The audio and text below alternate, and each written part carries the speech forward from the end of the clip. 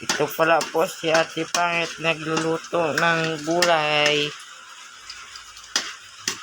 Anong gulay ang niluto ko?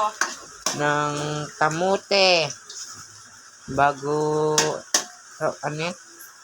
Kalabasa at okra. Hello!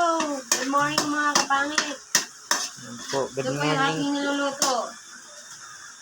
Kalabasa, okra, saka Okra. dalawa ng dahon ng kamote. Opo. Nagisa na ako ng sibuyas. Nalagay ko na yung kalabasa at okra.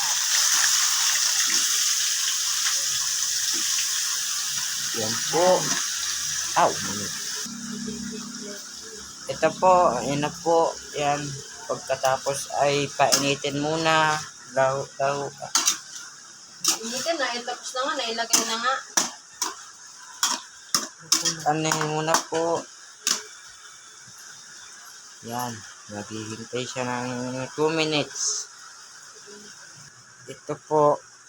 Tulala po tong isa, si Ate Pangit. Parang umiiyak. Yan po. Yan po. Nag-iiyak po.